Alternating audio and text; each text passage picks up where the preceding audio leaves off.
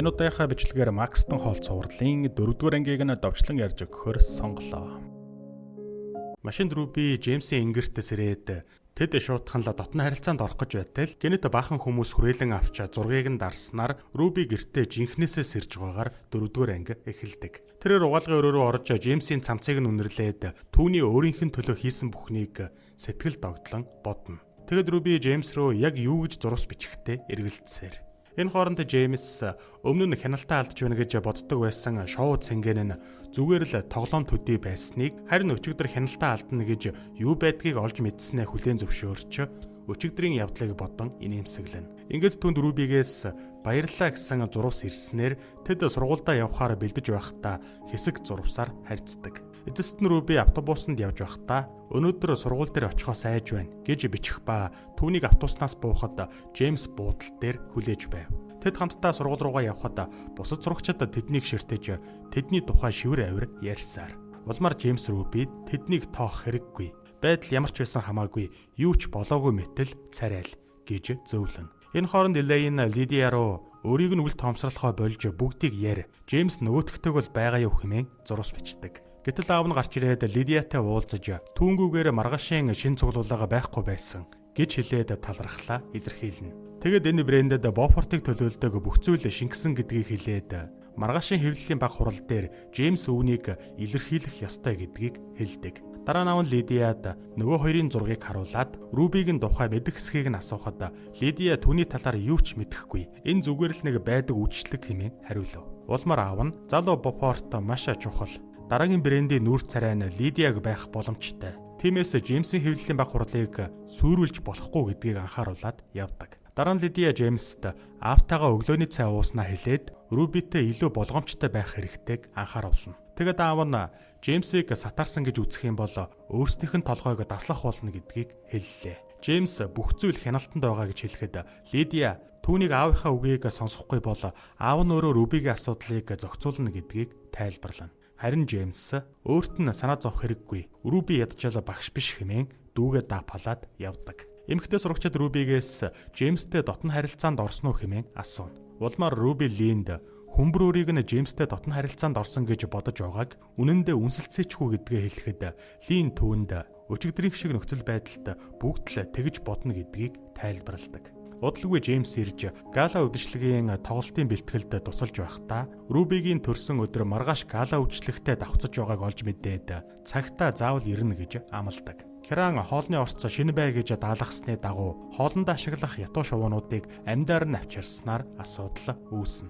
Харин Лидиягийн хувьд профессор Саатныг ажиглаж гунигалсаар дараа нь Лидия Саатантай уулзаж түүнийг эмэгтэй багштай унтдаггүй хэмээн хардахад тэрээр юу ч болоогүй мэт багшаа шавийн дүр эсгэхийг хичээнэ. Лидия түүнээс ингэж дүр эсгэх тийм амархан байгаа эсэхийг асуухад Саатан өөрсдийгөө төлөвлөгөөгөө баримтлахгүй бол өөрийгөө бие барьж чадахгүй гэдгийг хэлдэг. Улмаар Лидия төлөвлөгөөг дагахгүйгээр Саатантай л хамт байвал эндээс явж өөр хаан ихтэйгээс бүхнийг эхнээс нь эхэлж чадна гэдгээ илэрхийлнэ. Харин Саатан түүнийг гэр бүл найз нөхдөд зүгээр ингээд орхиж болохгүй гэж хэлэн татгалцснаар Лидия уурлан явдаг. Джеймс тэр Алистер ирээд түүнийг өчигдрийн үйлчлэг дээр өөрийг нь Патл гэх залуутай үнсэлцэж байгааг нь харсан болохоор өөрсдийн харилцааны талаар ярьдаг. Тэгээд Патл олонний өмнө гарахад хараахан бэлэн болоогүй байгааг Алистер хэлнэ.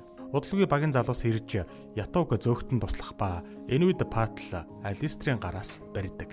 Джеймс жаргалтайгаар гэрлөөгөө харж удалгүй хэвлэлийн баг хурал дээр хэлэх үгсээ идэвхтэй бэлдэнэ. Бэлтгэлийн дараа аав нь Джеймстэй ярилцахыг хүслээ. Аав нь түүнийг амьдралынхаа чухал үйл явдалд сайн бэлдсэн хэмээн магтав. Тэгээд маргааш түүнийг ноён Бофорт жуниор болно гэд PR хариуцсан ахлах ажилтныг урьсан болохоор хэвлэлийн баг хурлын дараа оройн зоог барих тул бэлэн байгаарай хэмээн сануулдаг. Гэтэл Джеймс хэвлэлийн баг хурлын дараа сургуулийн хандивлагчдын гала тоглолтод явах ёстойгоо хэлэхэд аав нь түүнд зургийг нь харуулж хайр дурлал биднийг тэнэг болгодог гэд түүнийг мартагдах хайрыг гэр бүлээ юу аль нэгийг нь сонгох зөв шийдвэр гаргаарай гэж хэлдэг.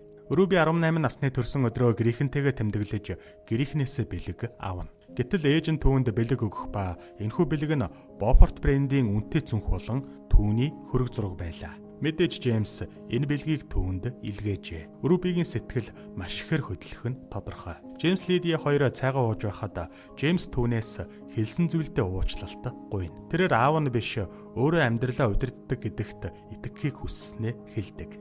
Лидия саатныг өөр хүнтэй явуулдаж байхад ах нь өөрийнх нь брендийн нүүр царай болсон байхад Джеймсийн асуудал хажууд нь юу ч биш гэдгийг илэрхийлж зүгээр л тоглох ёстой дүрдээ тоглолцгоё гэдгийг хэлнэ. Джеймс жолооч дээрээ очиж хэдийгээр Рубигийн төрсөн өдөр болон гала тоглолтод очимоор байгаа ч PR-ын ахлагтай орой хоол идэх нь гэр бүлийнх нь хувьд хамгийн чухал алхам болохоор хатанд тавчуулагдсан халиуны зулцах шиг байдалд угаагаа хэлдэг. Джеймс сургууль дээрээ ирэхэд Руби ятуунууд хаасайгүй чөлөөтэй нисж байгаад гомдоллоно. Джеймс түүнд төрсөн өдрийн мэнд хүргээд тэд хамтдаа жаргалтайгаар ятуунуудыг барьж цагийг өнгөрүүлдэг. Тэд хэсэг амархаар шийдэхэд Джеймс Рубид орой гала тоглолтод ирж чадахгүйгээ болон чухал оройн зоогтой гэдгээ хэлж уучлалт гуйна.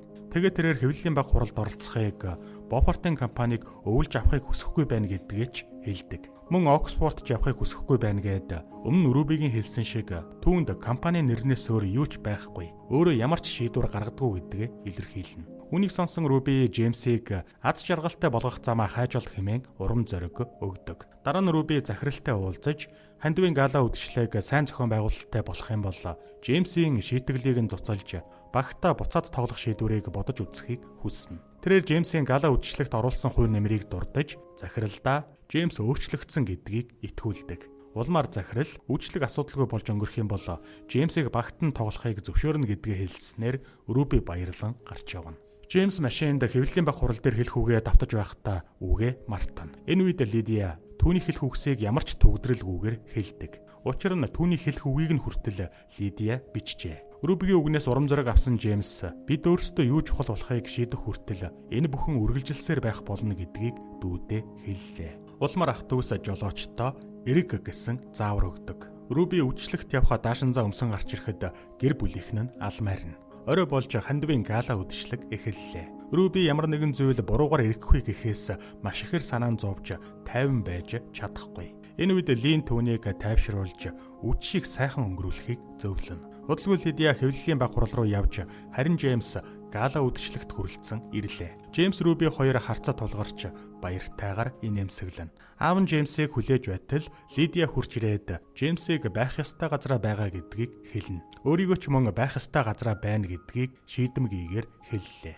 Руби Джеймс хоёр бүжиглэж Руби үйлчлэг асуудалгүй болох юм бол захирал түүнийг багтаа тоглохыг зөвшөөрсөн гэдгийг хэлнэ. Яг энэ үед саатал үүсч гинэт гэрэл унтарлаа. Улмаар тэд доошо бууж гал хамгаалагчийг ажиллагаанд оруулж тэндээ хэсэг хугацааг өнгөрүүлдэг. Удалгүй тэд үнсэлцэж байтал гинэт аав нь ирж саад болсноор 4-р анги төгсдөг.